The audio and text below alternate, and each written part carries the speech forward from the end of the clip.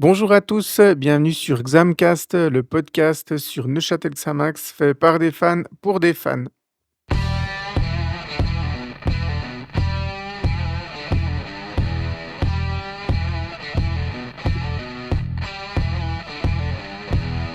Alors ce soir je suis avec Osvaldo, salut Osvaldo. Salut Mirko, salut à tous. Avec Thomas, salut Thomas. Hello Mirko. Et avec Varam, salut Varam. Salut Mirko, salut tout le monde. Alors au menu de ce soir, nous allons évidemment débriefer le match qui a eu lieu vendredi dernier pour la 9e journée de Challenge League avec la réception du Stade Lausanne-Ouchy à la Maladière.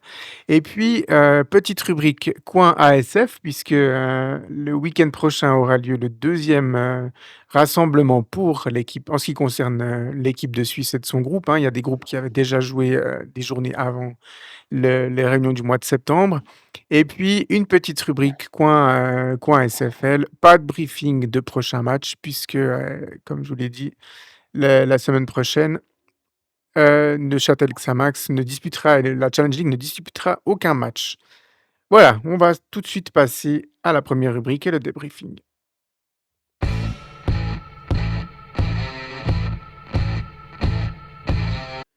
9e journée de Challenge League à l'honneur ce week-end et pour Neuchâtel Xamax, c'était la réception du Stade Lausanne-Ouchy à la Maladière, un match du haut du tableau de Challenge League qui opposait au coup d'envoi le 4e et le 5e. Alors, messieurs, on l'avait dit dans le briefing, on attendait un peu une espèce de confirmation, puisque Neuchâtel Xamax restait sur 3 victoires consécutives, 2 en championnat et 1 en coupe. Mais voilà, la Coupe de Suisse nous avait opposé à un adversaire de calibre nettement inférieur, qu'on avait cette fois-ci dominé sans trembler. Et les 2 matchs de championnat nous avaient vu affronter 2 équipes, on va pas voilà, les insulter, mais en disant de calibre inférieur et qui plus est, affaiblies, avant la mi-temps puisque réduites, à 10 dans les 2 cas. Donc voilà, on s'attendait à un 1er ou un test assez sérieux pour Neuchâtel Xamax, vendredi soir et malheureusement, ce test, n'a pas été positif et nous a vu nous incliner 2-0. Alors, on va aller avec les réactions de nos auditeurs. On a Thomas qui nous dit changer l'entraîneur SVP. Alain, lui, nous dit inadmissible et incompréhensible, pardon. Béatrice qui nous dit il faut reconnaître que SLO a été meilleur que nous. Super 8 Neuch qui nous dit du foutage de gueule. Alors, il a fait un petit jeu de mots puisqu'il a écrit foutage, Footage, de gueule. Grégoire Jeanne J, donc qui nous dit voilà où se trouve notre zone proximale de développement. Alors, on voit que Grégoire étudie la pédagogie en ce moment, on discutera ça plus tard. Julien qui nous dit Aïroulaou, Faki Abedini titulaire, Epito Fontana, Bayard remplaçant, je ne comprends plus le coach. Grégoire M qui nous dit la promotion est cuite comme toujours. Et Luigi qui nous dit dépité, un pas en avant, 2 pas en arrière. Nos travers sont tenaces. Alors, messieurs, on va pas se le cacher, on était extrêmement déçus à la fin de ce match. Osvaldo, je commence par toi ce soir.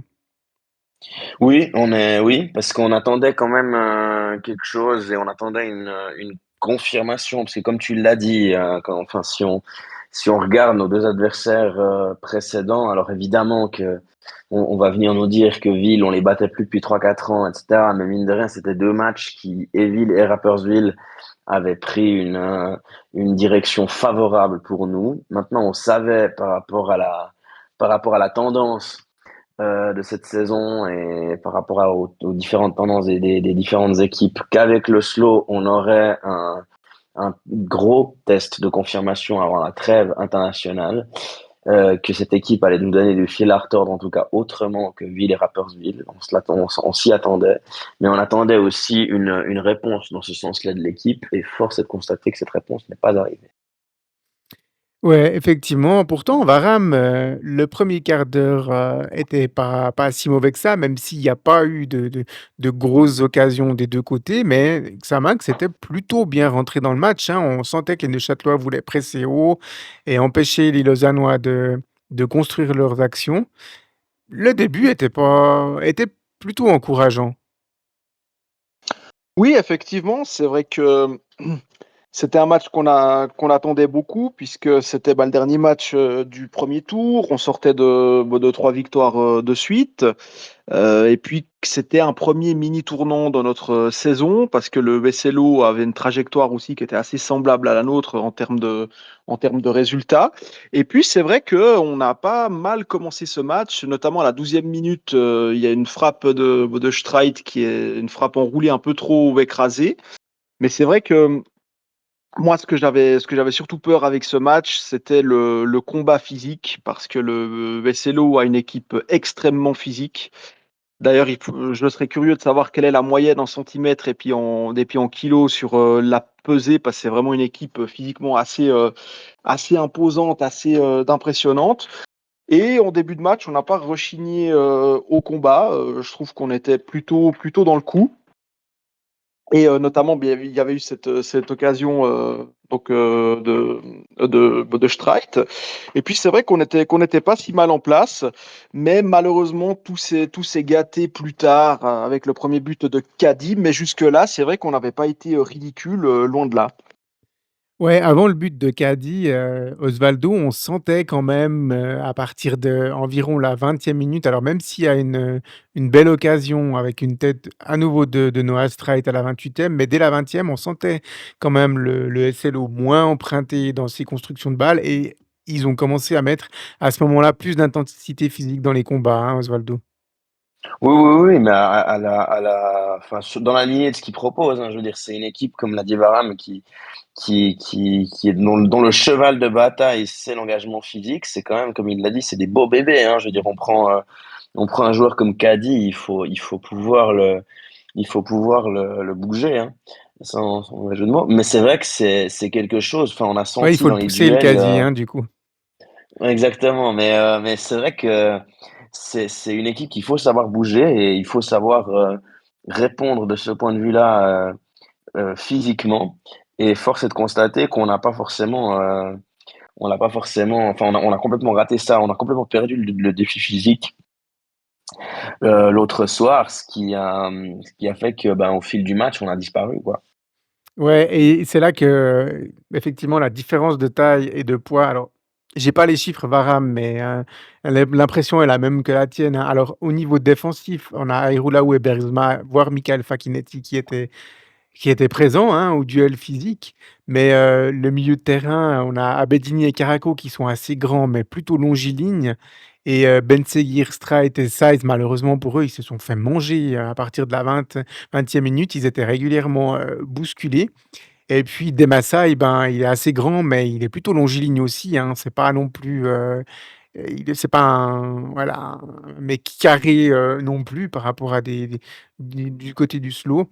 Donc voilà, on sentait que, les Lausannois, prenaient gentiment le dessus à partir de la mi-match, de la mi-mi-temps pardon et on n'est pas surpris, de l'ouverture du score des stadistes à la 35e. Ce qui nous embête un petit peu Varam, c'est la manière dont on prend ce but. Oui, tout à fait. Puis je soulignerai aussi au passage que 2 minutes avant, on a une super occasion. Il y a une frappe excentrée de Demassai qui est contrée et puis Karakou récupère. Mais là, c'est Silva qui fait une super sortie dans les pieds de notre milieu parce que là, ça avait clairement le poids d'un but. Et puis malheureusement, 2 minutes après, donc 35e, il y a ce corner. Et puis Domeragic box, s'ensuit au fait un cafouillage. Il y a plusieurs déviations et puis finalement, c'est Caddy qui se retrouve la balle sur son pied gauche et qui fusille Domeragic. Mais là, malheureusement, on aurait dû être beaucoup plus tranchant, beaucoup plus saignant. Et c'est ces petits détails qui ont fait la différence, je dirais, sur le match. Et Mais c'est victorieux des petits pour la détails formation malheureusement Lausanne. qui font la différence à la fin. Et c'est ce qui explique pourquoi eux sont repartis avec 3 points et nous avec 0. Parce que là, on doit être beaucoup plus tranchant, beaucoup plus saignant.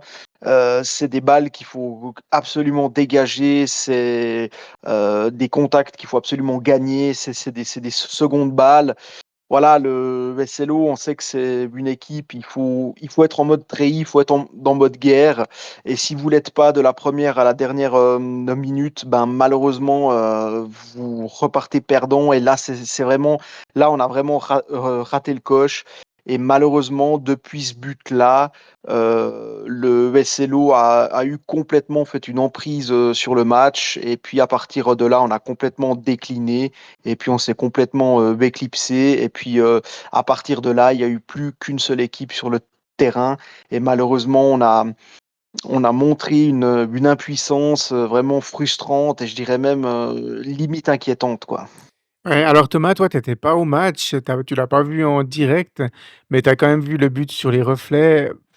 C'est genre ce corner où il y a un peu tout le monde, il y a des déviations, c'est un peu la loterie, quoi. C'est des rebonds, c'est alors oui, il y a le temps de réaction et tout, mais enfin, il y a eu un petit manque de chance. On a l'impression que les quelques rebonds, ils ont été en faveur du SLO sur cette action. Ouais, oui et non, parce qu'après, pour moi, ce genre d'intervention, c'est aussi une question de volonté et de défense. Je veux dire, c'est qu'on a un corner, on doit avoir envie de se battre pour foutre le ballon le plus loin possible, loin de sa propre cage. Et voilà, c'est un cafouillage. Ouais, ce qui me dérange un peu, c'est que depuis le début de la saison, je trouve d'un point de vue défensif, on concède quand même assez peu d'occasions. Mais les derniers buts qu'on prend, c'est souvent des buts un peu évitables. Là, celui-là, pour moi, voilà, c'est un peu un cafouillage, mais pour moi, il manque un peu de conviction pour dégager ce ballon. Le dernier match à Rapperswil, ben, c'est quand même une faute de main de notre gardien qui permet le 1-0. Et puis contre Ville, on prend un penalty sur une faute de main aussi qui est largement évitable. En fait, c'est plus là-dessus. C'est finalement, même si on fait pas un très grand match non plus, on prend quand même un but sur une action quand même un peu bête. Et pour moi, on pouvait faire quand même mieux là-dessus, quoi. Mais d'un point de vue défensif, en tout cas. Je souscris à ce que dit Thomas parce que c'est de nouveau ce qui fait bizarre en revoyant l'action même 48 heures plus tard, c'est mine de rien le nombre de Neuchâtelois qu'il y a dans la zone entre les 5 mètres et le but, entre la ligne de but et la ligne des 5 mètres. Et le fait qu'à chaque rebond et à chaque possibilité de reprendre la balle, qui c'est qui le reprend? C'est un joueur stadiste. C'est qu'il y a une forêt de Neuchâtelois dans cette zone et il n'y en a pas un qui est fichu, pour pas utiliser un terme plus vulgaire, d'y aller et puis de dégager ce ballon devant. On a l'impression qu'il peut rester 3 heures dans la surface. Ça va être un joueur stadiste qui va être à la réception, quoi. Et ça, sur des corners défensifs, c'est juste pas possible. C'est sur des situations comme ça, face à des équipes de ce niveau, il y a peut-être, de nouveau, des équipes de bas de classement ou avec moins d'ambition qui vont peut-être le louper une fois. Mais, mais pas le slow, quoi. Pas le slow de ce début de saison. Mm. Non, effectivement. Alors, rien à signaler jusqu'à la mi-temps, hein. On était peut-être plus proche d'un deuxième but, stadiste que de l'égalisation, neuchâteloise. Mais heureusement pour nous, à ce moment-là, on tient bon et on arrive à la mi-temps qu'avec un seul but de retard. Deuxième mi-temps, aucun changement des 2 côtés. Alors bon, des fois, on peut se dire, «Ouais, il faut faire des changements à la mi-temps quand on est mené». Puis de l'autre, ben, voilà, je pense que un simple changement, tactique et peut-être mettre un peu plus d'intensité dans le jeu aurait suffi à retourner le match. Mais comme tu le disais avant, Varane, pas grand-chose à se mettre sous la dent. Un tir, de Streit, un tir, non cadré de Facchinetti à la 50e minute et puis il y aura encore, un tir un peu plus tard, de Caraco, si je ne m'abuse, côté Xamax. Mais Exactement. ouais, mais globalement, la maîtrise du jeu, Varane, elle est stadiste. À aucun moment, on a l'impression que les Lausannois, ils sont dans leur match. Voilà, ils sont dans le contrôle, tant offensivement que défensivement. Mais jusqu'à la 60e, on va dire, il y a pas de montée en puissance de Xamax non plus. Puis par la suite, on passe, pardon, vraiment très proche du 0-2. Oui, oui, oui. Alors, après, il faut aussi dire que le SLO, tactiquement, c'est une équipe très, très, très intéressante parce que c'est une équipe qui n'hésite pas au fait d'alterner le jeu court et le jeu long. Et j'ai l'impression qu'on avait beaucoup de peine à lire leur jeu. Et puis, ils ont aussi leurs deux ailiers bas et puis Nomel qui sont vraiment, on va dire, le cœur de leur jeu, hein, parce que Ils sont ils excellents. essayaient. Comment? Ils sont excellents, j'ai adoré vraiment. Oui, oui, ils sont vraiment très, très, très bons et puis, que ça soit avec du jeu court ou du jeu long, c'était systématiquement eux qui étaient cherchés et puis on n'a pas réussi à résoudre, cette problématique-là clairement. On a été, énormément en difficulté, notamment du côté de bas où Fakinetti malgré tout a fait un très bon match et franchement c'était pas évident parce qu'il avait 2 sacrés clients avec Kaloga qui aussi, faisait énormément d'appels dans le dos. Là, peut-être qu'un Ben Seguir était peut-être un peine un peu trop léger dans les replis défensifs. Est-ce que le coach, à mon avis, là, il aurait dû prendre quand même, il aurait dû prendre une contre-mesure, peut-être faire rentrer un Autier, justement, qui lui, ne rechigne pas à ses tâches défensives. Mais sinon, c'est vrai qu'on n'a pas du tout, existé, que tactiquement, on s'est fait, bah, clairement, bah, manger, hein. Il y a pas d'autre mot.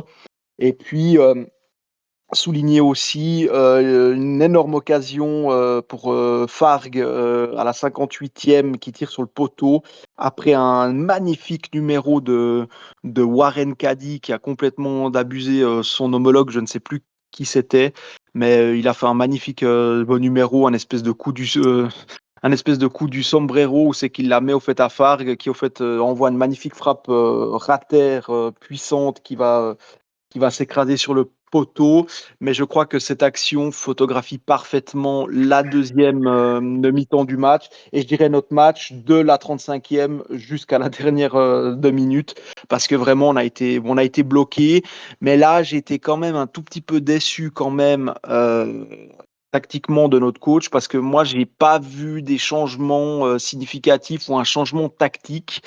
Voilà, je m'attendais quand même, parce que voilà, quand vous n'arrivez pas à trouver la clé tactiquement, bah, il faut trouver certaines solutions et justement, je pense que l'équation, aurait été de bloquer, en approvisionnement de passes, Nomel et Bas parce que vraiment, ils nous ont fait très, très mal et encore, ils étaient dans un soir où ils étaient chauds, mais ils étaient pas décisifs parce que moi j'ai vu, d'autres matchs où vraiment, ils étaient en feu et puis, ils étaient encore, plus forts que ça. Mais je pense, ouais, là, que l'équation, on n'a jamais résolu ce problème-là et voilà et c'est pour ça qu'on a eu un match, pénible. Ouais, effectivement, je plus vois tes propos, Varane. Moi, j'ai beaucoup aimé, j'aime beaucoup et je sais que toi aussi, hein, tu aimes bien ce profil d'ailier inversé, gaucher à droite, droitier à gauche. Ils sont capables de déborder, de centrer avec leur mauvais pied. Ils sont capables de rentrer sur leur bon pied dans le terrain. Ils sont à l'aise techniquement, mais aussi très imposants physiquement. Donc, dans les longs ballons, dans les duels, ils sont aussi présents. C'est 2 profils d relativement similaires, peut-être, Nomel un poil plus technique que Ba, mais vraiment un Oui, poil, hein. Mais, c'est vraiment 2 profils similaires qui sont extrêmement intéressants pour le SLO et quand en plus au milieu d'eux, il y a un Warren Caddy qui est toujours bien placé sur les bons ballons, bah, ça fait une combinaison gagnante. Effectivement, on n'a pas réussi à les bloquer. Pour 2 raisons, à mon avis. La première, c'est que, comme tu le disais, Varane, les 2 ailiers qui étaient, Ben Seghir et Streit n'ont pas, suffisamment donné, de soutien au latéral. Donc le latéral était régulièrement pris entre l'ailier et le latéral. Tu as mentionné Kasonga, mais Konus, de son côté gauche, n'était pas en reste, hein. Il a aussi, quelquefois sonné la charge et était extrêmement dangereux avec Nomel côté gauche. Et puis ils accusaient un défi physique aussi. Même quand il y avait du repli, on se faisait manger physiquement. Moi, ce qui m'a plu globalement, avec cette équipe du Slow, c'est qu'ils ont été capables d'attaquer au sol par des débordements sur le côté, mais ils ont aussi été capables des fois d'allonger le jeu, de remporter les duels, en l'air, de remporter les duels physiques, les seconds ballons et tout. Donc ils nous ont fait mal dans plein de situations différentes et c'est ça qui est inquiétant pour nous, c'est que l'adversaire a mis de l'intensité et avait de la qualité technique et puis ils nous ont mangé sur ces 2 domaines. Franchement, si entre la 60e et la 70e, il y a le 0-2 qui tombe, c'est comme un fruit mûr. On avait la tête sous l'eau à ce moment-là. C'était, enfin voilà, on sentait. La question, c'était à quel moment on allait prendre le 0-2. C'était pas si on allait le prendre. Alors entre-temps, Anthony Breza bouge quand même et fait les changements, hein. Koro Koné et Romain Baillard rentrent à la 62e pour Ben Seguir et Abedini, à nouveau transparent. Et plus tard, à la 69e, c'est Francesco Lentini et Altina Azemi qui rentrent. Voilà, les changements, apportent un second souffle, mais c'est pas franchement, hyper convaincant, non plus. Ils sont pas meilleurs que les titulaires. Ils n'ont pas plus de solutions pour contrer l'adversaire que les titulaires. Et puis arrive cette 74e minute providentielle, on le pensait peut-être à ce moment-là, où Osvaldo Luzuena nous fait un joli cadeau. Tout à fait. Qui fait avec enfin, au final, il se prend un deuxième carton jaune, si j'ai bien compris, en ne voulant pas jouer suffisamment rapidement. Et c'est vrai que là, on est encore à un stade du match où normalement, on a le temps de revenir ou en tout cas d'égaliser. Et c'est vrai que là aussi, c'est là où réside, selon moi, un petit peu une partie de la déception de vendredi soir. C'est que pour moi, la réaction face à un match qui était jusqu'ici, pour moi, raté de notre part, n'a pas été à la hauteur du privilège que Luzuena nous a laissé. C'est qu'honnêtement, j'ai pas senti. Alors après, on sait comment on prend le 2-0, mais j'ai pas senti enfin, une ruée et un baroudonneur et une pression de fou furieux de l'équipe pour aller à tout prix prendre cette égalisation. Et c'est une impression personnelle, hein, mais j'ai eu cette impression depuis le stade que le slow a presque géré ça tranquillement. Et ça, Oui. c'est quand même un problème parce que un quart d'heure, c'est suffisant normalement pour profiter d'une supériorité numérique, en tout cas pour essayer de mettre une pression nouvelle et de démarrer une révolte. Et sincèrement, j'ai pas senti une révolte d'une énergie folle et furieuse. Et à mon avis, on a aussi vu, sur la fin du match, à quel point, Dalibor Stevanovic a mangé Anthony Breza tactiquement et dans ses choix, en fait, sur ce match. Parce que la plupart des coachs, quand un joueur, plutôt à vocation, défensive ou de transition comme Luzuena prend un carton jaune, on mène 1-0. Qu'est-ce qu'on fait? Potentiellement, on sort un attaquant et on renforce, le poste, du joueur qui est sorti. Et Stevanovic, il panique pas. Il fait pas de changement à ce moment-là, à part peut-être un petit, repositionnement, mais même pas tant que ça. Et ensuite, il attend 10 minutes avant de faire, des changements. C'était ses premiers d'ailleurs. L'équipe était bien en place jusqu'au moment du carton rouge. Il y avait physiquement, ils étaient toujours tous dans le match, donc il y avait aucune raison de changer quoi que ce soit. Et là, il sort Kadi, Ba et Akichi. Il les remplace par Malula, Garcia et Sartoretti.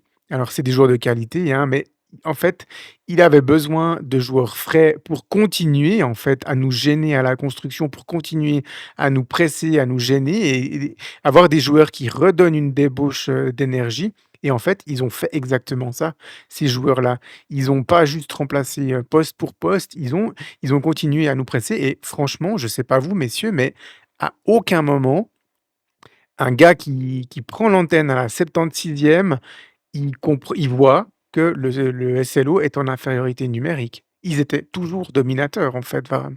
Mhm, mhm. Enfin, Varane Oui, ou donc, Osvaldo.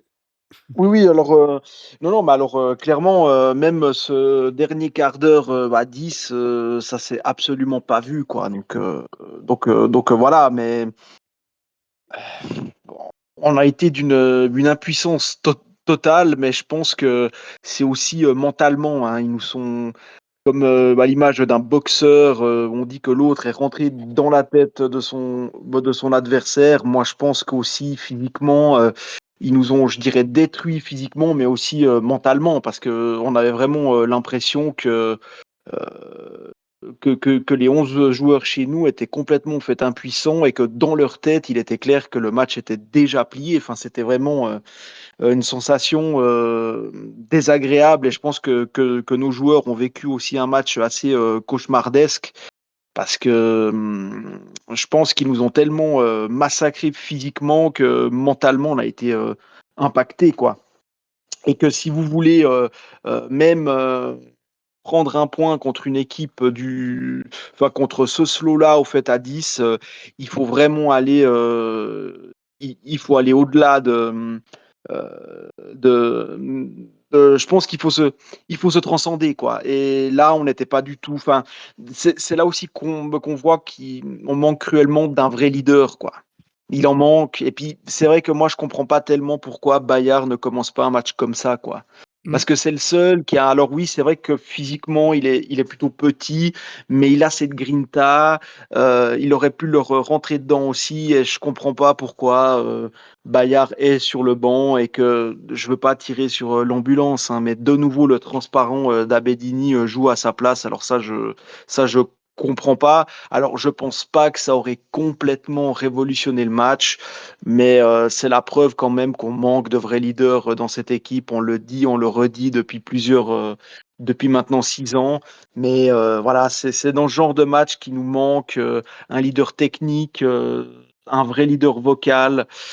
Voilà, voilà, c'était, mais en tout cas, d'avoir, c'était vraiment désagréable et je pense que nos 11 joueurs ont vraiment passé une sale soirée, quoi. Non, mais la gestion de Romain Bayard, ce soir-là, elle était catastrophique. Il commence sur le banc, alors qu'on comme tu le dis, Varam, c'est un joueur qui est capable d'amener cette intensité, même si c'est pas le plus grand non plus, mais il est capable d'amener cette intensité qui était nécessaire pour déstabiliser une équipe comme le Slow. Il rentre, il fait franchement une bonne rentrée, hein, c'est du poste pour poste à ce moment-là, avec Abedini, même si sur le site de la ligue, il remplace Ben Seguir. Et à la 69e, il est replacé latéral droite parce que non, pardon, c'est plus tard. À la 78e, pardon, il est replacé latéral droite au moment de la sortie de Sédou et de l'entrée de Houtier. Et puis, il a logiquement été transparent ensuite dans un poste qui n'est pas du tout le sien. Ouais, franchement, c'est incompréhensible. Les dernières minutes, ben, Xamax baisse pas les bras, on tente par des longs ballons, des actions un peu, voilà, un peu solitaires de créer quelque chose, mais rien ne se passe. Et puis, franchement, j'ai envie de dire logiquement, à la toute fin, sur la dernière action du match, c'est Sartoretti qui donne finalement au score une allure plus conforme à ce qu'on a vu, hein. Franchement, le 0-2 est totalement logique. Même 0-3 n'aurait pas été scandaleux. Osvaldo. Non, c'est clair, c'est clair. Je veux dire, alors après, on peut dire qu'il arrive dans un timing où le résultat 1-0 ou 2-0, ça change pas grand-chose. Mais honnêtement, on méritait rien de mieux, hein, vendredi soir. Très honnêtement, c'est un dur retour sur terre. Moi, je veux dire, parce que j'aime bien regarder quand ça vaut la peine de regarder les matchs un petit peu par duo. Je veux dire, je venais de voir les deux précédents matchs qu'on avait joués en championnat contre Villers-Rapperswil. Et avant déjà le match de vendredi, je me disais, ouais, là, on a le slow. Et ensuite, on a un déplacement plutôt compliqué après la trêve internationale contre une équipe qui a retrouvé du peps. Alors, on aura le temps d'en parler. Mais c'est vraiment ce genre de match qui, surtout dans la période où on sait qu'on commence d'habitude à patiner, pour moi, c'est des tournants dans des saisons. Et là, le premier tournant, on l'a raté pour moi vendredi soir. Parce que, pas seulement pour moi, mais je pense, mais en tout et pour tout, ils nous ont été supérieurs. Comme l'a dit Varam, on a eu un sentiment d'impuissance. Et l'automne arrive, l'été est bien terminé. Et on va voir maintenant si c'est qu'un coup d'arrêt, si on va repartir après la trêve internationale, ou bien si on va retomber dans le marasme dans lequel on tombe maintenant trop régulièrement à partir de fin septembre, début octobre. Effectivement, on aura l'occasion d'en discuter la semaine prochaine quand on briefera le prochain match. Mais on le dit déjà que ce match face à Étoile Carouge pour l'ouverture du deuxième tour sera très, très important. Voilà. Est-ce qu'il y a quelque chose qui vous a plu sur ce match? Messieurs, il faut être objectif des fois. Est-ce qu'il y a quelque chose qui vous a plu? Là, c'est le silence un peu radio. Heu, Ouais, bah, Bahram? je dirais qu'il y a eu une chose, c'est que bah, je l'ai un peu dit avant, mais je dirais que individuellement, Fakinetti a quand même fait un bon match. alors que c'était vraiment pas au fait évident avec un gros client comme Bas et puis avec Kaloga derrière, et je trouve qu'il s'en est très très bien tiré. Donc voilà, en plus avec Ben Seguir qui faisait pas trop les replis, donc il était souvent à 2 contre 1, et je pense qu'il s'en est pas trop mal tiré. Après, compliqué, Caraco, j'ai bien aimé la dépense d'énergie. Je trouve qu'il a mis, je pense lui, il a mis tout ce qu'il avait. Puis vers la 70e, il avait déjà les chaussettes en bas. Donc ça, c'est la preuve il était déjà bien, bien, bien entamé. Mais pour le reste, non, je crois que, voilà. Je crois que ça, je dirais que j'ai pas, ouais, il y a ces deux petits éléments-là, mais il n'y a pas plus, quoi. Et voilà, j'ai vraiment dû gratter les fonds de tiroir, quoi. Ouais, Osvaldo, est-ce qu'il t'arrive à sortir des choses qui t'ont plu sur ce match? Pas beaucoup plus, non. Très sincèrement, mais en fait, c'est un petit peu, compliqué parce que comme on a eu des défaites où on s'est dit bon, ben on se fait avoir à la fin. Je vais pas dire comme d'habitude, mais comme souvent parce que il manque quelque chose sur le plan mental. Mais t'as cette espèce d'impression. On a souvent eu des fois cette espèce d'impression générale qui accentue encore plus le goût amer dans la bouche parce que tu as l'impression que les toutes dernières minutes d'un match fichent en l'air finalement le reste de la prestation. Même pas l'autre soir. C'est que de bout en bout, on a l'impression que voilà, que c'est une équipe qui est arrivée à la Maladière, qui nous a été supérieure de la première à la dernière minute, qui repart avec les 3 points sans rien avoir, je veux dire, ils ont mérité ce qu'ils ont fait. Donc franchement, non, j'ai pas grand chose à ressortir de plus. Puis comme c'est vrai que dans ces cas-là, je m'attarde rarement sur les prestations individuelles pour essayer de cacher le marasme collectif.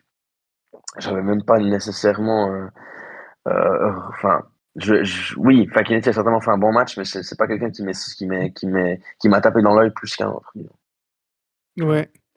Thomas, bon, toi, comme je l'ai dit avant, t'as pas vu le match, donc c'est peut-être difficile pour toi, mais je sais pas s'il y a quand même des choses, que tu souhaitais dire par rapport aux choses positives ou encore des choses plus compliquées qui n'ont pas été dites?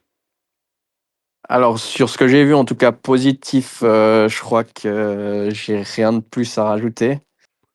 Par contre, après, c'est vrai que si je peux dire des choses qui m'ont dérangé sur ce match, je pourrais citer quelque chose. Ouais, c'est plus dans certains choix, de joueurs depuis même quelques matchs qui ont tendance un peu à me déranger. Hem, je citerai déjà, je pense le cas, Epito, heu, parce qu'il faut le rappeler qu'il est sorti d'un match contre Vaduz où sans doute il a été le meilleur joueur sur le terrain de notre côté, où il a sorti un super match, il a été, vraiment excellent en défense, et depuis ce match-là, il est juste remplaçant à tous les matchs, donc à la place d'Ajrolaou. Donc ça, c'est vrai que j'avoue que j'ai de la peine à comprendre un peu, cette situation-là pour lui. On en a parlé un petit peu avant, mais c'est vrai que le cas Bayard sur un match comme aujourd'hui, quand on connaît le volume de jeu qu'il peut avoir, la grinta face à un milieu de terrain autant solide que le slow, et puissant, je pense que malgré sa taille et autres, il aurait pu faire du bien, alors qu'on a préféré, titulariser, Abedini qui pour moi est d'un point de vue technique et tactique, pas du tout au niveau. Donc voilà, ça c'est déjà 2 choix. J'ajouterai aussi un autre, plutôt concernant nos jeunes joueurs, et là je parlais peut-être plutôt d'Azemi qui est sorti, qui est sorti d'une seconde mi-temps contre Rapperswil qui était très bonne avec un but à la clé. Je pense qu'il mériterait une fois d'avoir sa chance, à un match titulaire, et je pense qu'après le match qu'il a sorti contre Rapperswil, ça aurait pu être le cas contre le Slow, sur le côté droit de l'attaque. Voilà, il y a des choix que j'avoue que je commence à avoir un peu de peine à comprendre, et puis c'est un peu ça que je mettrais dans ce que j'ai moins bien aimé sur la prestation de vendredi, parce que c'est des joueurs que j'aurais voulu voir d'entrée de jeu, et puis j'aurais bien voulu voir à quoi ça ressemblait avec ces 3 joueurs-là sur le terrain, à la place des 3 autres, que j'ai cités. Ouais, alors moi je vais pas réinventer, la chose non plus, mais c'est vrai que, la gestion, du contingent commence à poser problème. On a vraiment l'impression que le coach ne se donne pas les meilleures chances pour gagner un match. Enfin, on en a parlé la semaine passée, on va pas y repasser, longuement, mais Abedini affaiblit l'équipe en ce moment. Quand il est sur le terrain, l'équipe est moins forte que quand il n'est pas sur le terrain. Il est pas bon offensivement, il est pas bon défensivement. Enfin, c'est juste problématique, et à mon avis, c'est pas possible de continuer toute une saison comme ça, en titularisant régulièrement ce joueur. Donc, voilà, on craint vraiment le pire par rapport à ce choix, si Anthony Breza le maintient encore longtemps, parce que, bah, voilà, tout simplement, on a l'impression qu'on se donne pas les moyens pour faire le mieux possible avec le contingent à disposition.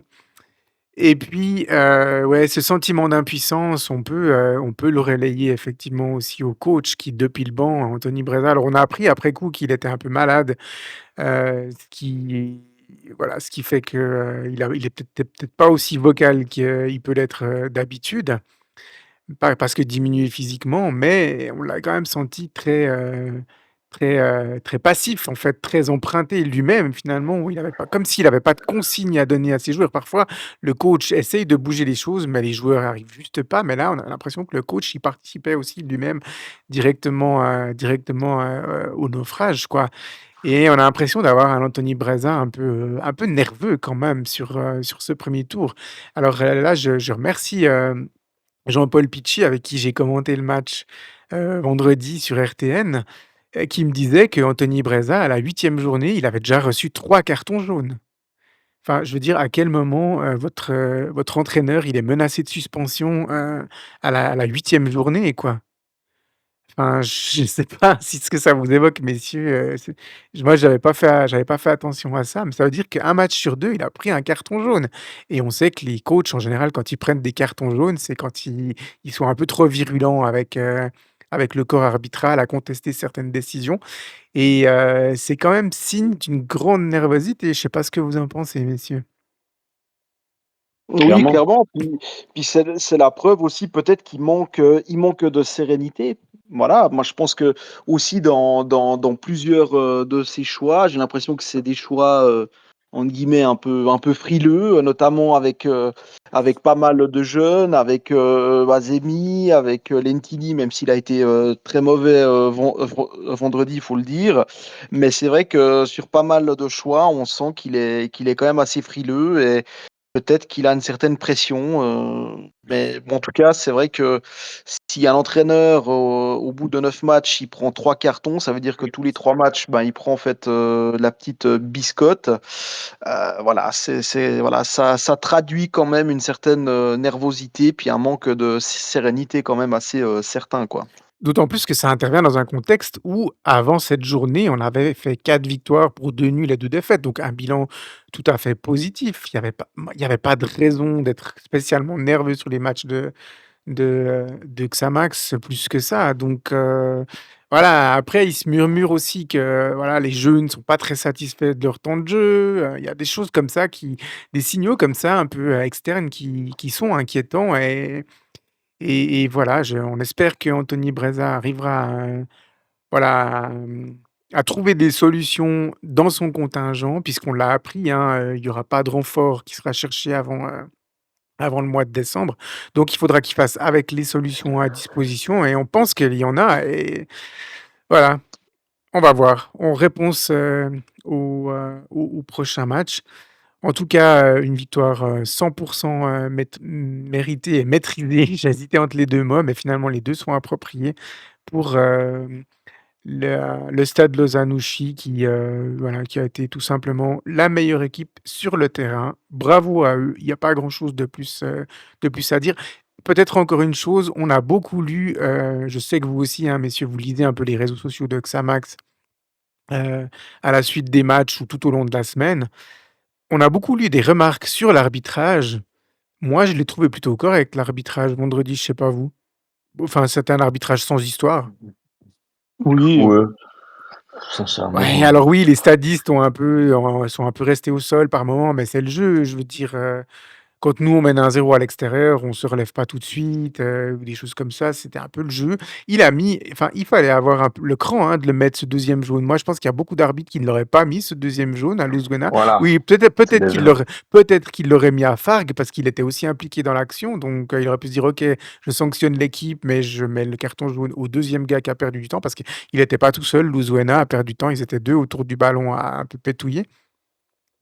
Donc voilà, le match était très correct. Il a sorti des cartons jaunes, à mon avis, quand c'était nécessaire. Donc non, pour moi, pas grand-chose à reprocher, à l'arbitre du soir, je trouve.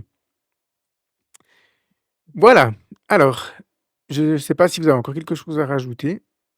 Si c'est pas le cas, on va passer à la rubrique suivante.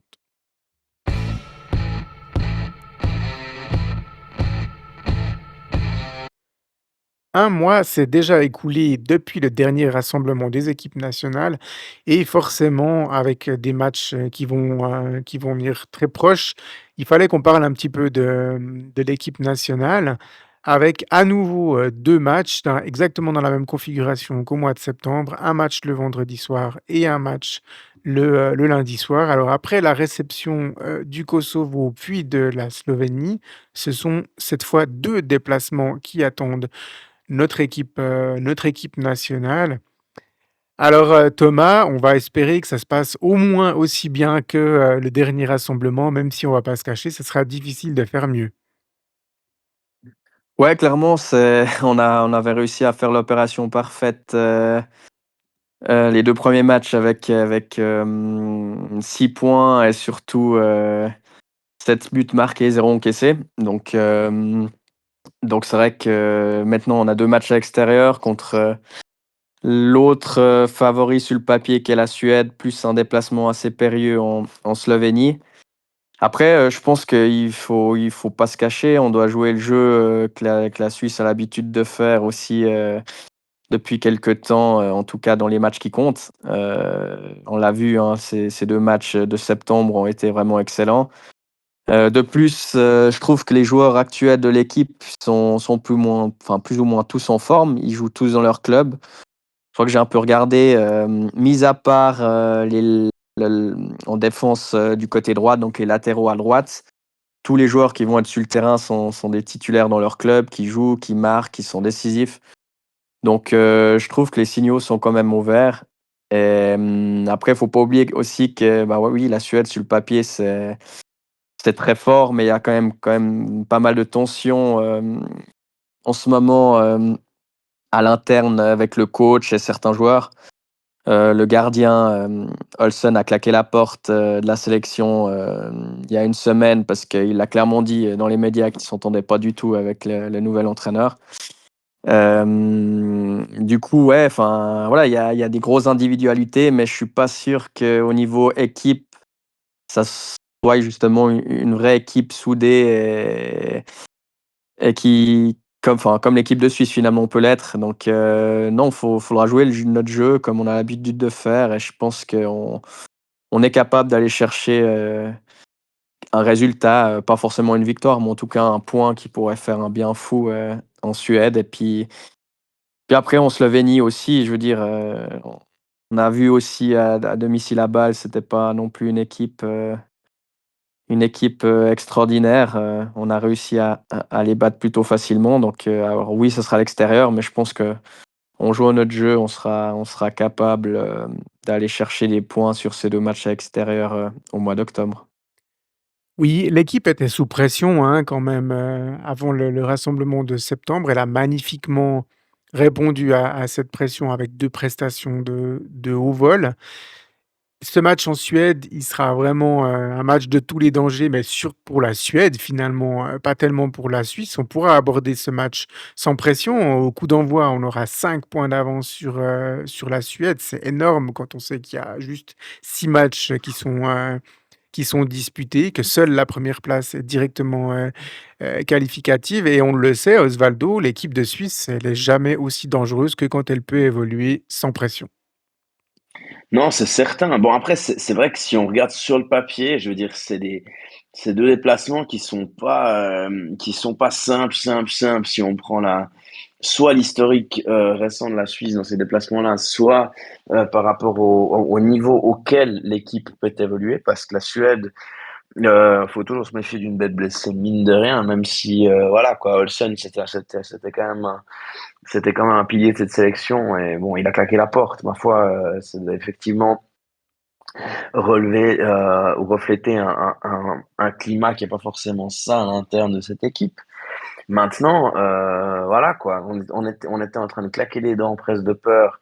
Enfin, j'exagère beaucoup, mais on commençait cette phase qualificative au mois de septembre avec très peu de certitude. Finalement, ça s'est conclu par deux larges victoires qui nous donnent presque un point d'avance supplémentaire du fait de la différence de but, hein, parce que c'est quand même deux victoires confortables.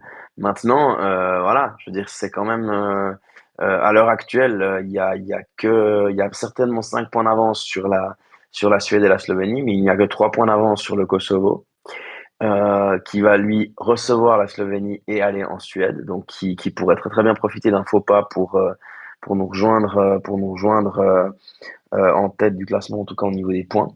Mais c'est sûr que ces 6 points et cette différence de plus 7, cette différence de but de plus 7, nous permet presque, sur ces deux matchs, je trouve, de nous concéder un joker. Oui, même plus qu'un joker, hein, Thomas, parce que, en cas de résultat, favorable sur ces 2 matchs, puisque, bah, le Kosovo, jouera, la Slovénie, vendredi, puis la Suède, à nouveau, lundi. La Suisse pourrait déjà être qualifiée avant même les 2 derniers matchs. Il faudrait un scénario où la Suisse ramène, si la Suisse gagne ses 2 derniers matchs et le Kosovo ne fait pas plus qu'une victoire, on sera déjà qualifié avant même les 2 dernières journées. Ouais, c'est ça exactement. Après, ben, comme l'a dit aussi Osvaldo, hein, faudra quand même faire attention à ce déplacement en Suède. Donc oui, alors on peut très bien être qualifié, comme au final, on peut perdre les 2 matchs et puis se retrouver directement, dos au mur avant les 2 derniers matchs de novembre. Donc je pense, voilà, il faudra les faire les uns après les autres. On va commencer en Suède. Celui-là, il sera quand même très, très important, je pense, pour la suite et pour les 3 derniers matchs. Voilà, la Suède, ils n'auront pas le choix, hein. Ils vont devoir aller de l'avant. Pour eux, ils sont obligés d'aller gagner ce match. Donc, ils vont devoir prendre des risques. Ils vont devoir jouer d'une façon assez offensive. Donc, derrière, il y aura quand même des espaces pour nous et ça sera à nous d'en profiter et puis d'être malin sur ce match-là. Et voilà, je pense que Mais on a vu qu'exploiter c'est les espaces, on a très bien réussi à le faire contre le Kosovo et la Slovénie, hein. exactement, exactement. On a aussi une équipe qui est excellente en transition. On a des joueurs sur les côtés, Vargas, Endoy, qui sont assez rapides, qui sont capables d'éliminer en un contre un. On a un Rieder qui commence à s'imposer aussi dans le cœur du jeu, qui est très intéressant, un peu en électron libre, un peu sur les côtés, offensivement, défensivement, qui revient, qui court beaucoup et qui joue enfin en club depuis qu'il est allé à Augsbourg et qui est décisif aussi. Donc non, non, je trouve que ouais, on a un coup à jouer. La défense aussi a vraiment rassuré ces 2 premiers matchs. Alors, on est tous d'accord qu'en face, il n'y a pas eu vraiment grand-chose sur ces 2 matchs, mais on a eu les leaders qui ont répondu présent. Un Kenji qui avait 0 match dans les jambes, qui a été très bon. Elvedi, pareil. Enfin, voilà, je pense que si on joue avec le même sérieux et la même envie que les 2 premiers matchs, on est largement capable d'aller chercher des points. Alors peut-être pas pour être qualifié directement après ces 2 matchs, mais en tout cas pour faire la bonne opération de cette semaine internationale et puis de rester leader avant les 2 derniers matchs qui vont être décisifs en novembre. Ouais, tout à fait. Alors je pense que, effectivement, c'est peut-être un peu présomptueux de se dire, voilà, on vise, la qualification après 4 matchs parce qu'en plus ça dépend pas que de nous. Si le Kosovo gagne ces 2 matchs, ils sont aussi toujours, dans la course finalement. Mais, il y a de quoi, espérer avoir un bon petit coussin avant un déplacement au Kosovo de tous les dangers. Mais je crois que c'est le dernier match, hein. Le 5e match, ce sera la réception de la Exact. Suède, à Genève avant de se rendre au Kosovo. Alors, nous, on se cache pas, hein, si on arrive à aller jouer au Kosovo en étant déjà sûr d'être premier, on prend. Tu as parlé un petit peu des hommes, hein, Thomas. Alors pour cette réunion, Murat Yakin a décidé d'appeler, enfin il y a 3 nouveaux, mais c'est pas nouveau en soi, puisque un joueur, c'est le retour de Djibril Sow, hein. Il était blessé au dernier rassemblement et il vient remplacer, Zakaria qui lui, cette fois-ci est blessé.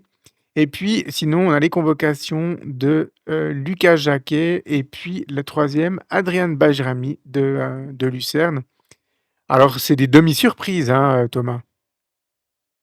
Hem, ouais, alors Jacquet pour moi c'est même pas forcément une surprise parce qu'il commence à jouer, titulaire en Bundesliga et puis en coupe d'Europe, en Europa League avec Stuttgart. Donc il s'impose vraiment, petit à petit en Bundesliga. Donc c'est pour moi tout à fait normal de le voir maintenant intégrer cette équipe, sachant qu'on commence à avoir, de plus en plus de peine à trouver des défenseurs centraux. Bajrami pour moi c'est déjà plus, une surprise parce que, ben, voilà, il est revenu de Benfica à Lucerne, cet été. Donc je pense que c'était surtout pour être sûr qu'il choisisse la Suisse parce que je crois qu'il a déjà fait des matchs avec l'Albanie si je dis pas de C'est juste, bêtises, c'est des juste. matchs amicaux je crois.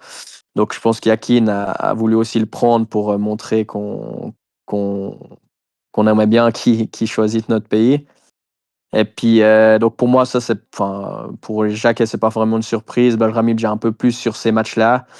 Sow pour moi ça reste très logique parce que j'ai toujours bien aimé ce joueur et je trouve des fois un peu enfin, on en parlait peut-être pas assez, mais je trouve qu'il a quand même une très bonne qualité technique. Il a toujours été, intéressant ou rendu ses matchs quand il a joué, avec l'équipe de Suisse. Faut pas oublier voilà, au Qatar, la coupe du monde, il était quand même indiscutable dans l'équipe, hein. Il était titulaire, puis depuis cette coupe du monde-là, on l'a pratiquement plus revu en équipe nationale. Mais voilà, il revient vraiment avec Séville. J'ai vu un bout de son match avant, contre le Barça. Il a sorti une, 60 très bonnes premières minutes, donc parce qu'après il est sorti. Donc c'est assez logique.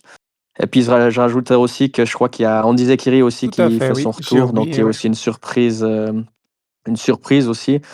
Après voilà, ça montre aussi peut-être que d'un point de vue offensif, derrière Mbolo, ça devient un peu compliqué, hein, on va pas se le cacher, en tant que joueur offensif, hein, de numéro 9, bah, on a Cédric Itten et puis Andy Zekiri, derrière Mbolo, mais c'est vrai qu'il nous manque peut-être encore un top joueur ou un très bon joueur là qui est capable de concurrencer Mbolo, dans cette équipe. Mais voilà, pour moi, sinon il y a pas vraiment de surprise. Yakin se base vraiment sur les hommes, de base de cette équipe est historique comme finalement aux 2 premiers matchs et puis il intègre quand même juste 1-2 joueurs parce qu'il y a eu des blessures tout simplement. Donc pour moi, c'est une Ouais. équipe qui est totalement juste. Tout à fait et puis, on pouvait se poser la question aussi côté latéral droite, hein. Combien de latéral droit allait, convoquer Murat Yakin et qui allait être, potentiellement la doublure de l'indéboulonnable Sylvain Widmer? Nous, on espérait peut-être secrètement que Murat Yakin allait appeler pour la première fois en équipe A, Zakaria Tekame, hein, qui commence à avoir quelques minutes de jeu en Italie. Bon, on va pas se cacher, on n'est pas étonné et pas trop déçu pour Zach. Ça vient peut-être un petit peu trop tôt. Ça serait peut-être venu un peu trop tôt cette convocation, Varane. Oui, alors effectivement, Watekame pour l'instant, ben, il a fait, je crois, 10 minutes un match et puis il a joué, un quart d'heure Un match, ouais, donc je crois qu'il est à 25 minutes depuis le début. Donc non, je pense qu'effectivement, c'est Oui. encore un petit peu tôt pour lui. Maintenant, bah, il faudra voir comment la saison évolue. Après, il faut aussi dire que peut-être que ce qui peut jouer contre lui, c'est que le Milan n'est même pas qualifié en Coupe d'Europe. Donc, ce qui veut dire que bah, je pense que, à moins de blessures ou de suspension, je pense pas qu'il va jouer titulaire beaucoup de matchs. Donc voilà, mais ça sera, je pense, un bon apprentissage pour lui parce que la marche est quand même assez haute, hein. Passer de Young Boys au Milan, c'est quand même 2-3 steps en dessus. Mais effectivement, je pense que ça sera plutôt une année d'apprentissage pour lui. Et puis en Italie, je pense qu'il va beaucoup apprendre tactiquement. Et puis comme avec le charmant Max Allegri, il va, je pense, beaucoup apprendre à défendre. Donc il faut voir, on va dire, le côté positif à ça. Donc je pense que tactiquement, il va progresser. Et puis après, d'avoir s'il peut profiter de quelques de minutes à droite à gauche, parce que devant lui, il a quand même Selmakers qui pour l'instant fait une excellente saison. Donc voilà, donc ça sera plutôt, je pense, une saison d'apprentissage. Et je pense que pour Zach, l'équipe nationale, pour l'instant, je pense que c'est en pause. Mais je pense qu'à partir de l'année prochaine, je pense qu'il faudra compter sur lui parce que je pense que une fois qu'il aura passé cette période de rodage, et puis que je pense quand même que l'AC Milan va quand même participer à une Coupe d'Europe l'année prochaine, je pense qu'il aura beaucoup plus de temps de jeu. Ouais, ça sera difficile de se faire une place, pour la coupe du monde, en Amérique du Nord si on se qualifie. Mais clairement pour l'après, voilà, Sylvain Widmer n'est pas éternel et puis, voilà, il y aura de la place, hein, sur ce poste de latéral droit, ou de piston droit, suivant le schéma dans lequel Yakin voudra jouer et c'est Mais 2 postes totalement, que Zach peut occuper, hein, sans problème. mais absolument, d'autant plus que Lotomba, bon, avec toutes les blessures qu'il a eues, il est un peu hors circuit. Et puis, il y a aussi eu la disparition des radars de Kevin Mbabou, quand même, qui était quand même un super joueur et qui fait quand même une carrière, quand même, là, qui est un peu en phase descendante. Mais clairement, Zach a en fait clairement en fait un coup va jouer. Mais je pense que pour la Coupe du Monde, à moins que tout d'un coup, il y ait au fait une blessure et qu'il commence à jouer, mais je pense qu'effectivement, ça risque d'être un peu trop court. Ouais. Oui, c'est assez logique et il faut qu'il se concentre, je pense, sur les M21 où là, il sera probablement titulaire aux côtés de Franck Surdé. Donc voilà, le temps, enfin tout vient d'un point pour qui sait attendre. Voilà, on évoquera, probablement déjà le premier match, la semaine prochaine puisqu'on n'aura pas de match de Challenge League à débriefer. Donc on aura l'occasion de vous parler un petit peu déjà de ce Suède-Suisse. Voilà, on passe à la rubrique suivante.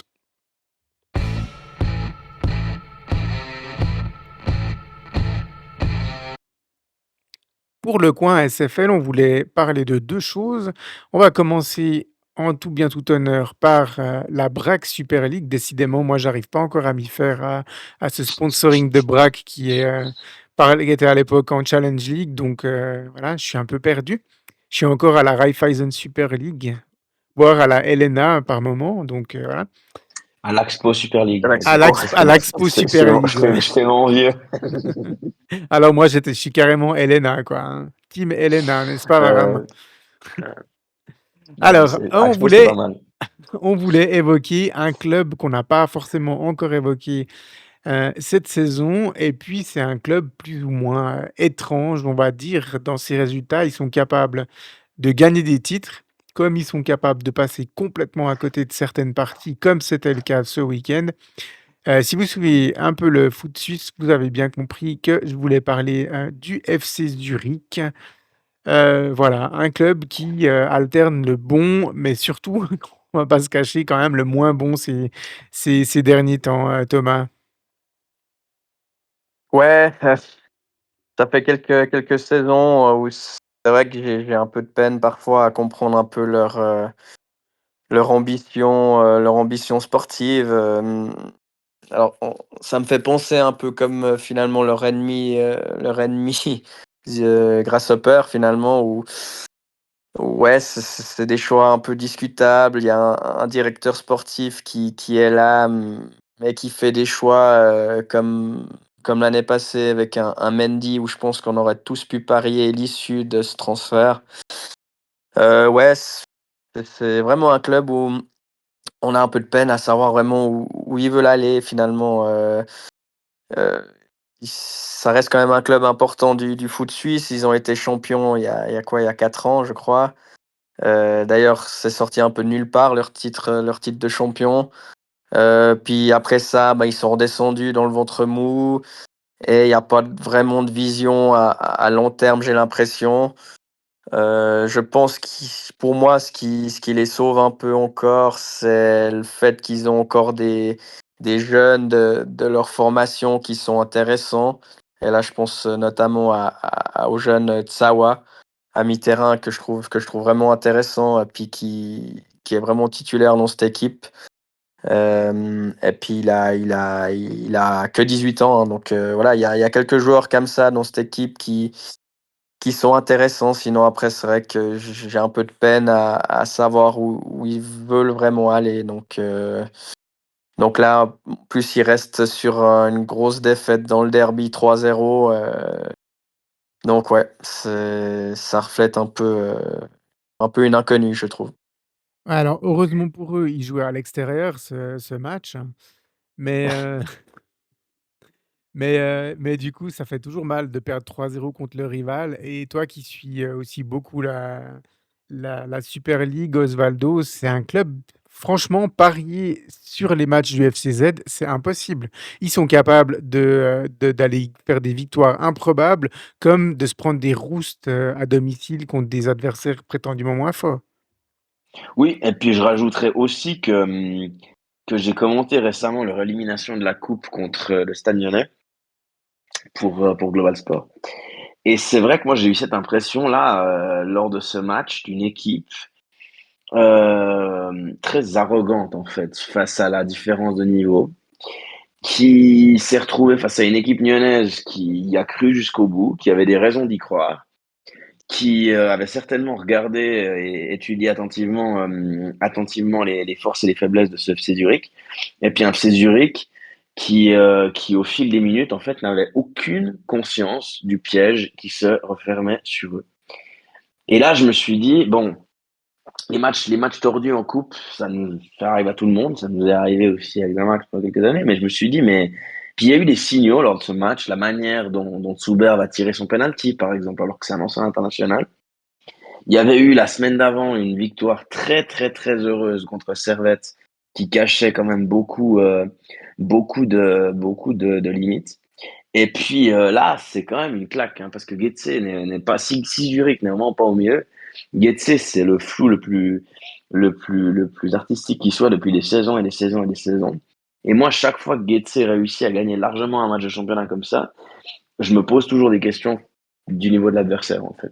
Et Zurich, je me rends compte que ça fait plusieurs semaines qu'il y a des résultats, même quand on parle de victoire, qu'il y a des résultats où ouais, on se pose la question de où ils veulent aller. Moi, cette élimination contre Lyon, alors il n'y a rien à enlever au mérite des Lyonnais, hein, mais l'attitude démontrée par les Zurichois ce jour-là, elle m'a fait vraiment une impression particulièrement forte.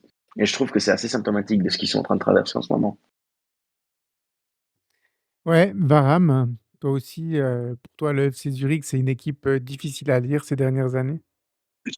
Oui, complètement, mais je crois que ça part beaucoup de l'entourage du président Canepa, qui est un président encore à l'ancienne, un de ces présidents mécènes, encore un des rares bons Suisses. Et puis je crois qu'au fait, ils s'entourent très très très très mal.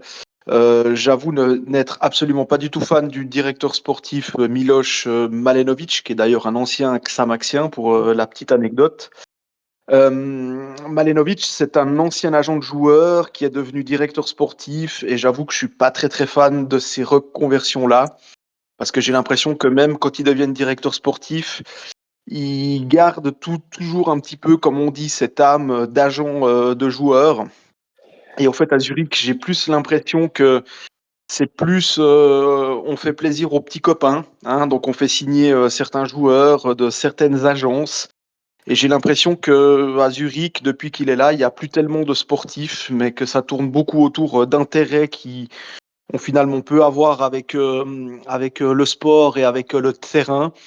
J'ai plus l'impression que c'est du business entre amis, et puis qu'on assiste souvent à énormément de va-et-vient, et puis que c'est une équipe.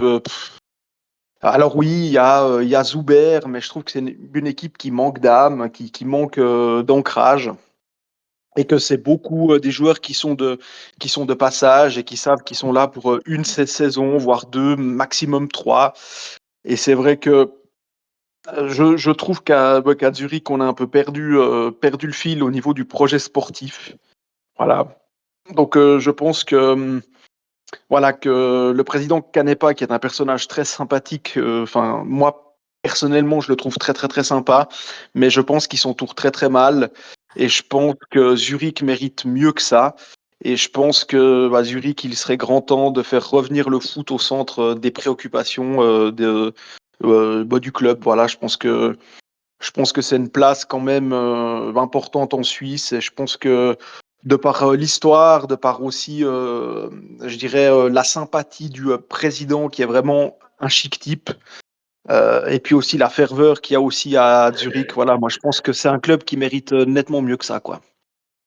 En tout cas, leurs plus fidèles supporters méritent beaucoup mieux que ça pour la mobilisation que ce club provoque en déplacement. À chaque fois que je commande des matchs de Zurich à l'extérieur, notamment en Romandie, je suis à chaque fois impressionné par le nombre de supporters qu'il y a. Il faut savoir qu'à la Tuilière, quand Zurich vient, c'est quand même le seul club de Suisse pour lequel on ouvre non seulement le parquage visiteur, mais toute la zone derrière le but, hein. Bâle fait pas ça, hein. Ouais, IB non non, ils plus. sont Sion extrêmement, non plus. suivis et leur sud Courvet, se déplace en masse, hein, ça c'est connu de la part du FC Zurich. Alors malgré, ce qu'on vient de dire, le FC Zurich n'est pas si mal placé que ça, hein. À l'issue de cette 9e journée, ils sont 5e au classement avec 13 points. Ils ne sont que à 3 points du leader, tout noir. Mais messieurs, ça veut quand même dire que la Super League est extrêmement, extrêmement irrégulière et les résultats de ce week-end l'attestent. Thun qui va s'imposer à Saint-Gall alors qu'on pensait que les Bernois, les Oberlandais étaient déjà en train de marquer le pas. Sion qui revient de nulle part, heu, ou presque, à Lucerne en étant, mené 3-1 et à 10, dans les 10 dernières minutes. On l'a dit, Grasshopper qui remporte de manière un peu inattendue et de manière sec 3-0 le derby contre le FC Zurich. Mais surtout, aujourd'hui, la victoire éclatante du Lausanne Sport contre Young Boys. Alors on va rien enlever au mérite des Lausannois qui ont apparemment très bien joué. Moi, j'ai pas vu le match, mais personne n'a parié un 5-0 à part le plus optimiste des supporters lausannois sur ce match. Alors, puisque tu parles de Paris, je suis allé revérifier, on parle jamais de ça, mais je suis allé revérifier la cote que le LS avait simplement pour la victoire, hein. Au début du match, ils avaient selon Bet365 une cote à 3,10. C'est-à-dire qu'en ne misant que 10 francs, tu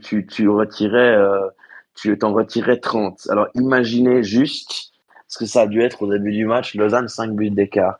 Moi, ça, c'est pour le coup, on n'avait pas du tout prévu d'en parler, mais j'en ai vu des extraits du fait de l'obligation que j'avais cet après-midi et du nouveau test du sport que je passais cet après-midi, puisque je commentais le Servette Bâle. Et c'est vrai que moi, je suis absolument effaré, là aussi, par la courbe qu'est en train de prendre ce club. Et je me permets de le dire parce que je l'ai dit aussi à des gens qui analysent la Super League semaine après semaine.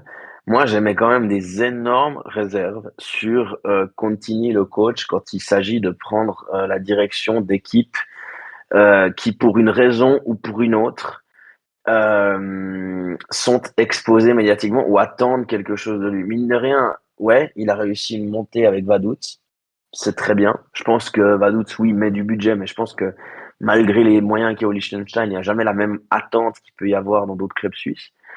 Mine de rien, à Lausanne, il obtient une promotion, selon moi, quand même relativement heureuse sur la fin Et la première année où il prend la direction de l'équipe en Challenge League, le club met d'énormes moyens, il est même pas barragiste. Moi, comme numéro un, continue. Alors, autant on a parlé de l'équipe de Suisse avant, autant je trouve que comme numéro 2, comme homme de l'ombre, pour cadrer certaines situations, il doit être certainement très très bon. Mais j'émets d'énormes réserves sur lui en ce qui concerne le rôle de principal dans un club un tout petit peu de pointe quand même. Je sais pas ce que vous en pensez, mais c'est de plus en plus, hein, vu la trajectoire que la situation a pris à Young Boys. Moi, enfin, je me pose de grosses questions quand même. Oui, Bah alors, en tout on cas, se les pose tous. Voilà, il a pas fait le titre l'année dernière, alors que sur le papier, Young Boys avait une équipe pour jouer le titre, mais ils ont connu 6 premiers Ouais, mois non. cauchemardesques, qui sont bien revenus sur la deuxième partie de saison, ce qui a permis de quand même accrocher une place européenne. Mais voilà, éliminés en coupe, en demi-finale à Bienne, alors qu'ils étaient ultra favoris. Cette année, IB, ben, ils sont déjà sortis en coupe aussi, même si on l'a dit, le match à Arrow était tout sauf un cadeau. Et là, ils sont pour l'instant très irréguliers. Donc, ouais, Contini semble pas être forcément l'homme de la situation, effectivement.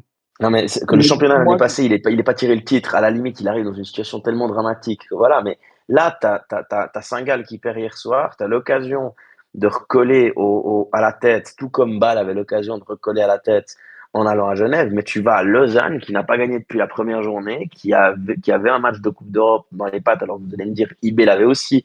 Mais IB a une profondeur de banc qui est différente de celle du LS. Et tu vas en prendre 5 à la Tuilière. Enfin, c'est quand même.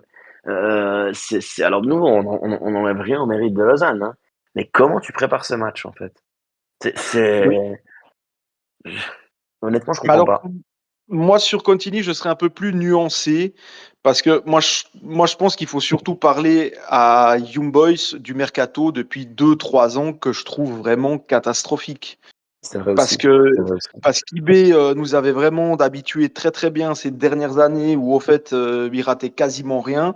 Et ça fait 2, 3 ans que leur transfert me laisse vraiment perplexe, quoi. Ce que je veux dire, bon, apparemment, je crois qu'ils sont sur un énorme projet de complexe sportif, de faire plein de centres d'entraînement, de faire une académie comme à Bâle. Donc c'est ce qui expliquerait pourquoi ils investissent beaucoup moins sur le mercato.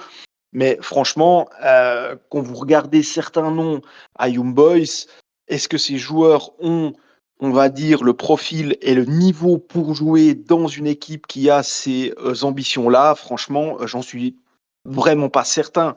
Ce que je veux dire, c'est une équipe qui a énormément de problèmes derrière. Et puis cet été, ils vont chercher un Grégory Vutriche sur lesquels j'avais quand même énormément de réserves, surtout d'un point de vue physique. Vous avez un Benito qui tient toute la défense alors que c'est un joueur de 30 ans qui s'est fait quand même, je crois, 2 fois les croisés. Vous avez Zoukrou qui l'année passée, il a été pris à 3 en Ligue 2 française, mais 3 avaient chuté en national et ils ont été repêchés. Vous avez Lopère qui est un adapté. Enfin, franchement, ça fait pas rêver, hein. Non, Euh, c'est clair. ensuite, euh, ensuite sur les côtés, vous avez un Malaise qui partout c'est qu'il est passé, il n'a pas laissé un souvenir d'impérissable. Je pense notamment à Bâle. Euh, vous avez un joueur comme Collet qui est quand même. Non, Ouais. évoque pas ce nom, s'il te plaît. Enfin, enfin voilà. Ils vont chercher un Sud-Américain qui jouait je ne sais plus où dans une ligue obscure en Allemagne, Cordova. Enfin, personnellement, IB nous avait quand même d'habitués à d'autres standings et puis à d'autres pioches. Et forcé de constater que le mercato pose quand même question. Enfin, ils ont un bon jeune, Lewis Bloom, qui vont prêter à Charleroi en Belgique pour faire jouer Yanko. Franchement, il y a 2, 3 choix sportifs. J'ai vraiment de la peine à comprendre ça. À gauche, Et ils ils ont ont vendu Adjam. Atekame. Ils se sont Ils ont débarrassés de leurs vendu. deux meilleurs latéraux droits, quoi. Voilà, donc c'est quand même des choix sportifs assez spéciaux. Ce Adjam à gauche, il m'a jamais convaincu et je pense plus que c'est un piston que ben, latéral de défense à 4. Enfin, je trouve quand même qu'à IB, la qualité a quand même drastiquement baissé et je suis pas sûr qu'avec un autre entraîneur, les choses soient meilleures, quoi. Parce que je pense simplement que IB est rentré dans une phase un peu de... Ouais, je crois qu'ils ont un peu redimensionné leurs propres ambitions, simplement. Mais quand tu parles de mercato, voilà, moi, ce qui me pose comme question, c'est qu'au moment où où IB, pardon, reprend le titre de champion de Suisse à Bâle en 2018, c'est quelque chose et c'était une attente qui leur était rabâchée tous les ans, hein. Quand ils perdent le titre en 2010, où ils ont à un moment donné 13 points d'avance sur Bâle, on n'arrêtait pas de leur dire ça fait depuis X temps, ça fait depuis X temps. Le dernier titre avant 2018, c'était 1986. La dernière coupe, c'était 1987. Quand tu as 32 ans d'attente, comme ça, et que tu retrouves le titre de champion, pour moi, tu dois attendre minimum 10 ans avant d'être rassasié. Et j'ai l'impression que c'est un club qui, ouais, ok, bah t'en gagnes deux ou trois d'affilée. Puis déjà à ce moment-là, tu commences à laisser revenir quelques clubs parce que t'as presque l'impression, alors je pousse le bouchon assez loin, hein, mais qu'ils étaient presque saoulés de gagner et qui se sont fatigués très très vite, quoi. Alors que, je sais pas, moi je suis à leur place, je suis à la place des dirigeants de Young Boys, je me dis, ah ben on a repris le monopole sur le championnat. Avec la rentrée de la Coupe d'Europe, ça va faire un fric monstrueux qui va permettre, si on fait les choses bien, d'installer une dynastie proche peut-être de ce qu'a installé Bâle à un moment donné. Et j'ai l'impression qu'ils se sont gavés, mais extrêmement rapidement. C'est de nouveau une impression complètement personnelle, hein. Mais c'est comme ça que j'ai vu les choses. Puis au final, bah, la saison où il y a Servette et Lugano qui sont au titre ou à la lutte pour le titre avec eux, ils ont de la chance que ces deux clubs-là, entre eux et Young Boys, ont fait autant de cadeaux, hein. Parce que déjà là, avec un peu moins de réussite, ils pouvaient perdre le titre, hein. Donc c'est honnêtement, et ça c'est le résultat, comme tu l'as dit, Varan, d'un mercato extrêmement, extrêmement, extrêmement douteux, quoi. Après, ouais, je suis d'accord sur le mercato. Après, si on regarde quand même l'ensemble effectif, voilà, alors je pense qu'ils doivent quand même faire bien mieux et proposer bien mieux par rapport aux autres équipes du championnat. Parce qu'en soi, je pense que sur le papier, mis à part Bâle, il y a pas une équipe qui a un effectif qui est supérieur à IB. Donc, je trouve que dans le contenu, ils doivent quand même être capables de proposer quelque chose sur le terrain qui est plus intéressant que ce qu'ils proposent maintenant. Enfin, je trouve que dans le jeu, il y a, je sais pas quel est le projet de jeu en fait. Alors voilà, il manque peut-être, on est tous d'accord, certains, enfin notamment un patron de la défense. Mais sans ça, je trouve que, voilà, avec les joueurs qu'ils ont, même s'il y a eu quelques transferts qui, qui sont pas top, ils ont quand même un effectif qui est quand même assez large et qui doit être capable de faire des meilleurs résultats en Super League que de perdre 5-0 à Lausanne aujourd'hui.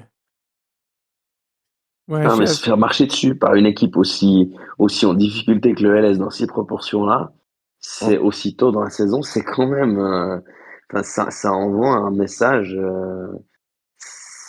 très, très, très, très, très limite, quoi. Mm. Enfin, moi, c'est encore, hein, je veux dire, imaginons que bon, ils se font marcher dessus par le Pana en Europa League, à la limite, bon, tu te dis, ils n'ont pas une équipe construite pour l'Europe, passe encore. Je veux dire, Lausanne, c'était une équipe qui a goûté à la victoire, je le répète, depuis la première journée, quoi. Mm. Et ils ont le droit de se réveiller un jour ou l'autre, hein, on est bien d'accord. Mais je trouve que, enfin, pour moi, pour avoir vu quelques buts aujourd'hui, Non, c'était facile, je, c'est trop facile. je me pose quand même des questions, hein. Mm. Voilà, très bien. On va passer maintenant, au deuxième point de ce coin, SFL. On va changer de championnat, on va arriver dans le nôtre, la Dietic Challenge League. Donc ce week-end, il y avait un autre match au sommet, tout au sommet cette fois-ci, bien évidemment, qui opposait Haro à Yverdon. Alors, voilà, on avait un petit peu peur qu'en cas de victoire argovienne, alors on précise, hein, on n'est pas plus supporter, argovien que Yverdon, mais on avait un petit peu peur qu'une victoire argovienne, lance déjà un premier signe pour le championnat, avec une baisse d'intérêt pour le championnat, tant les argoviens auraient pris, de l'avance. Il n'en a pas été le cas. Yverdon s'est imposé dans ce match au sommet, infligeant aux Argoviens leur première défaite de ce championnat, leur première perte de points, hein, puisque les Argoviens sont passés à un match de faire le tour parfait. Voilà. Est-ce que, messieurs, pour vous, Yverdon a totalement relancé ce championnat? Totalement, peut-être pas, mais en tout cas qui démontre que moi c'est ce que je pense, c'est que malgré le très très bon début de saison d'Aro, ça ne sera pas pour moi qu'un cavalier seul argovien. Je veux dire la saison est encore très très longue, qu'avec quatre confrontations enfin, entre chaque club, c'est les confrontations directes peuvent avoir une sacrée influence aussi. Et que de toute façon, il n'y a aucune équipe qui fait 36 matchs, 36 victoires. Donc à un moment donné, c'est pas du tout impossible qu'il y ait une vraie rechute d'Aro. Et Yverdon, malgré le fait qu'ils sont pas, enfin, on pouvait dire dans ce début de saison qu'ils n'ont pas toujours répondu aux attentes par rapport à l'équipe qu'ils ont quand même conservée ou bien renforcée cet été. Je pense que c'est un premier signal que ça ne va pas être qu'une longue, enfin ça va être une lutte au moins à deux clubs pour monter directement. C'est mon point de vue. Oui, Varam, Thomas? Bien, moi, je présageais qu'Yverdon allait gagner parce qu'en cas de victoire, Barreau aurait déjà créé quand même un premier trou, un premier trou d'air, et puis d'Yverdon devait absolument gagner. Et puis j'étais assez convaincu que Yverdon allait mettre la gomme pour reprendre ses 3 points. Et puis, moi, je suis convaincu aussi que Yverdon est une équipe, on le dit depuis le début, qui va monter en puissance parce que Yverdon a complètement changé son projet.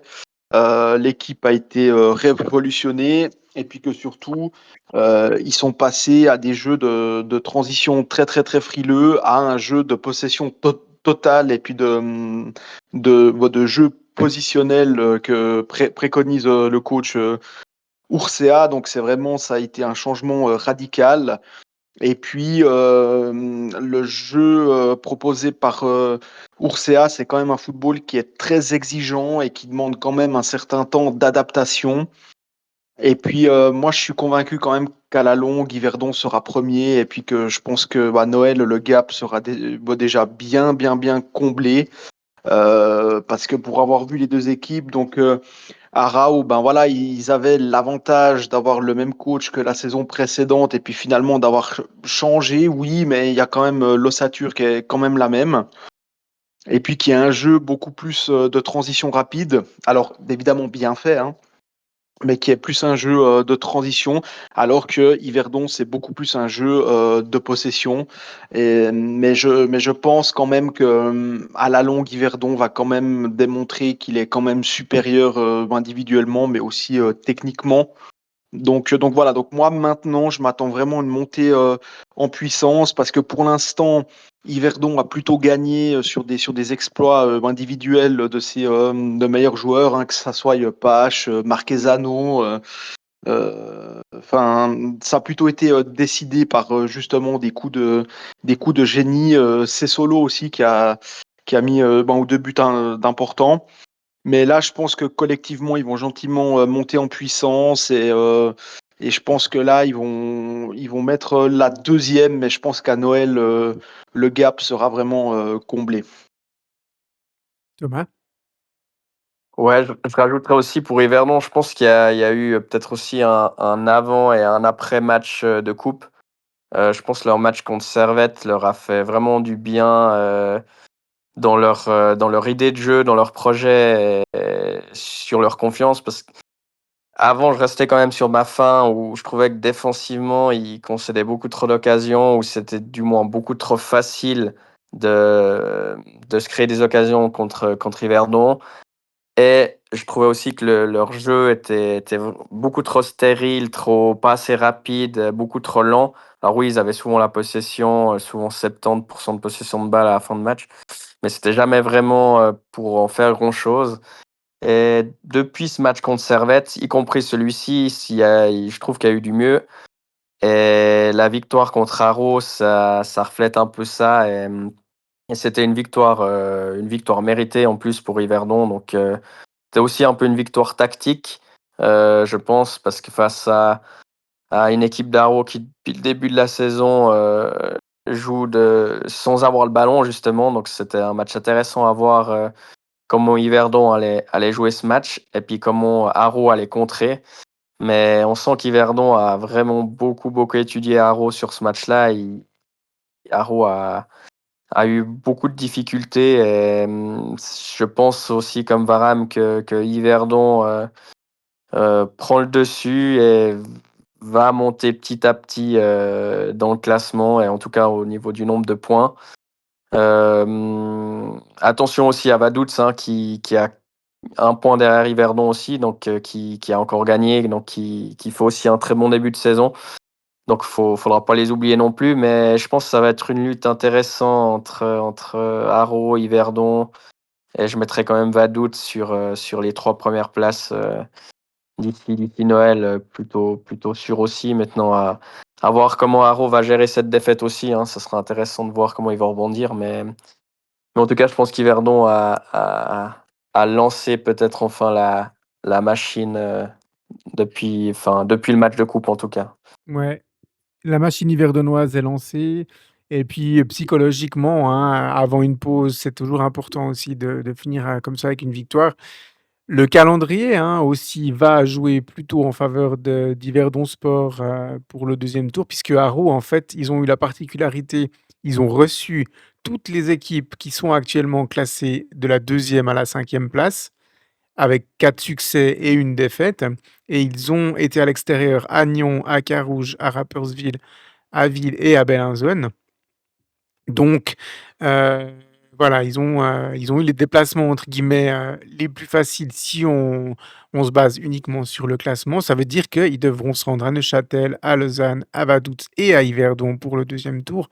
Et on a évoqué, Yverdon évidemment, Vaduz qui, pour l'instant à domicile, c'est 5 matchs, 5 victoires.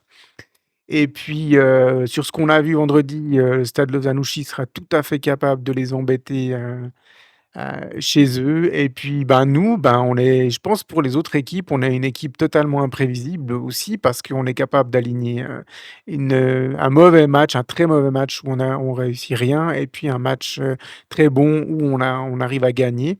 Donc, voilà, venir jouer à la Maladière, on ne sait jamais finalement quel Xamax on aura en face de soi. Donc le calendrier, aura aussi quelque part un peu son importance. Et puis, bah, toutes les équipes, à part Vaduz évidemment, sont encore engagées en coupe de Suisse avec des tirages plus ou moins favorables. Mais si je ne me trompe pas, le Stade Lausanne-Ouchy recevra Winterthur, Haro recevra le FC Sion, un autre gros match, et puis Yverdon recevra le Lausanne Lausanne. Sport. Ouais, Mm. hein, il me semblait, hein. Ouais. Lausanne Sport, donc voilà, des gros matchs en perspective pour, tout le monde, et puis pour nous, ce ne sera pas une partie de plaisir non plus, du côté de Nyon qui joue plutôt bien. Donc voilà, je pense que c'était bien que Yverdon s'impose parce que sinon, ouais, ils auraient eu 7 points d'avance sur Vaduz, leur dauphin, et du coup, 11 déjà sur Yverdon. Ça faisait beaucoup, hein, quand même. Donc voilà, peut-être un premier tournant de ce championnat, et c'est pratiquement certain que les Argoviens n'arriveront pas à faire un 2e tour à 24 points. C'est impossible de régater comme ça toute la saison, d'autant plus quand on connaît, la propension qu'ont eu les Argoviens ces derniers temps à rater plus ou moins leur fin de championnat, alors qu'ils étaient parfois bien placés. Donc voilà. Et puis quand même, on va le dire, une petite pensée pour Aurélien Chapuis qui, voilà, dont l'intimité n'est malheureusement plus intime pour toute la Suisse, a fait un peu cocasse, ce week-end où voilà, son adversaire, lui a baissé son short, hein, involontairement, hein, évidemment. Et puis comme les matchs sont télévisés, ben voilà, ça va faire sans doute le tour des bêtisiers. C'était Chapuis, hein, c'est juste? C'est ça, ouais. Ouais, donc voilà, une petite pensée pour lui. C'est des moments pas faciles quand ça arrive, mais je pense qu'il doit en rire plus qu'autre chose. Voilà. Alors, Sa on a femme surtout doit en ouais, rire. ouais, sa femme, elle doit en rire, ouais. Donc voilà. OK. Alors, on arrive à la fin de cette rubrique. Du coup, on peut passer à la conclusion de l'épisode.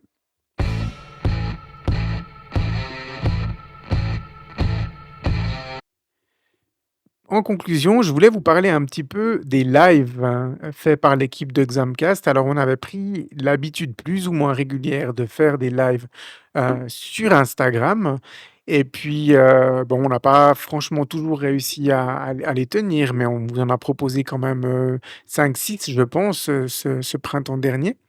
Et puis, comme on voulait reprendre cette activité, mais Instagram a changé ses règles pour faire des lives. Il faut désormais compter 1000 abonnés. Alors même si vous êtes nombreux à nous suivre et on vous en remercie, mais on n'est toujours pas 1000 sur la page. Donc on a dû trouver d'autres solutions pour continuer à vous proposer du contenu et on a décidé de se tourner vers un spécialiste, du live, et du live streaming en particulier, à savoir, Twitch. Donc on vous proposera à nouveau alors régulièrement, voilà, on va essayer de le faire régulièrement, mais on s'engage pas comme les épisodes à le faire chaque semaine. Mais, on commencera, demain soir, donc lundi soir, 6 octobre. On vous proposera, un live en direct sur Twitch. Alors dessus, il y aura, Osvaldo, Varam et moi et puis la présence d'autres personnes reste encore à confirmer et puis demain, le live, aura un thème bien précis. On sait déjà de quoi on va discuter, mais on vous en dit pas plus. Mais on a eu la complicité de Blue Sport pour ce live et on les remercie déjà beaucoup. Donc, rejoignez-nous nombreux demain soir sur Twitch et on vous fera de toute façon une petite annonce sur nos réseaux pour que vous soyez le plus nombreux possible. Parce qu'évidemment, si vous êtes présent et puis que vous réagissez un peu dans le chat, ben, c'est toujours sympa pour nous, même si on s'est donné de la matière pour causer, même si on n'a pas de viewers. Voilà. Alors, je sais pas, messieurs, vous vous réjouissez un peu de reprendre ces activités en live? C'est un peu différent des podcasts, hein? Oui, mais franchement, c'était cool déjà les lives Instagram. C'était cool de voir les gens réagir et comment ils pouvaient réagir. Et moi, franchement, qui n'ai jamais fait de Twitch dans ma vie, bah, je me réjouis beaucoup de demain, quoi. Ça va être une première assez sympa, donc personnellement, je me réjouis. Oui. Et puis, bah, Thomas, toi, tu bah, t'étais pas encore dans l'équipe de Xamcast quand on faisait ces lives. Ça te botte de temps en temps de venir discuter un peu en live avec la communauté? Ouais, clairement, clairement. Après demain, je sais pas si ça va jouer, mais clairement pour les prochaines fois, c'est des contenus qui sont intéressants et puis qui changent aussi des podcasts comme on peut faire là, en ce moment. Donc non, clairement, ouais, je pense que ça va être quelque chose d'intéressant et puis je crois que le sujet de demain est assez intéressant. Donc je pense que ça peut être vraiment pas mal. Varam et live, c'est aussi quelque chose que tu aimais bien faire, hein? Tu as pas fait beaucoup, hein, mais le seul que tu as fait, tu avais eu des petits soucis de batterie, je me souviens. Oui, c'était assez galère, donc j'espère que mon baptême du feu sur Twitch se passera mieux que sur ce live Alors, Insta. Non, mais c'est cool. charge ton téléphone déjà. Comment? Charge ton téléphone déjà, Varam, Oui, oui, pour non, demain non, soir. ça sera fait. Non, non, ça sera fait. Non, non, mais ça sera fait correctement. Et puis, bah, je me réjouis parce que voilà, bah, ça sera ma première sur Twitch. Et puis, bah, c'est sympa. Le format change. On a ces réactions live. Donc, ça va pouvoir permettre de rebondir et de créer certains contenus et certaines discussions peut-être un peu plus spontanées. Donc, non, non. On se réjouit et je pense qu'il y aura pas mal de matière à, à- à débattre et puis à aussi échanger. Alors voilà, si vous nous écoutez avant lundi soir, j'espère que vous serez nombreux à nous rejoindre et puis si vous nous écoutez après, eh ben, sachez que je vais me débrouiller pour mettre la vidéo dans la VOD. Donc, vous pourrez visionner le contenu après coup sans aucun problème sur la chaîne, Twitch de Xamcast. Voilà. OK. Alors, comme d'habitude, merci à vous pour votre écoute, chers auditeurs. Merci à vous, chers collègues animateurs, pour votre expertise qu'on sent de plus en plus pointue chaque semaine. Ça fait plaisir Et puis, voilà, on se retrouve la semaine prochaine où on va improviser un petit peu puisqu'il y a pas de match de Challenge League, donc on a quelques jours pour, vous proposer du contenu. Si vous avez des idées de contenu, n'hésitez pas à nous joindre sur nos réseaux sociaux. On traitera volontiers, les demandes de sujets si voilà, si elles sont en lien avec Samax ou, le foot suisse, voire le foot en général. Mais peut-être que allez, la semaine prochaine, on fera un briefing des grands championnats et puis on lancera un petit sondage, prochainement sur Instagram pour savoir quel est le prochain championnat que vous aimeriez voir qu'on traite. Mais de toute façon, on vous rassure, on les couvrira tous. Donc, voilà. Messieurs, bonne soirée à vous et puis à la semaine prochaine. Bye bye. Bye Bonne bye. soirée, bye Bye bye. bye.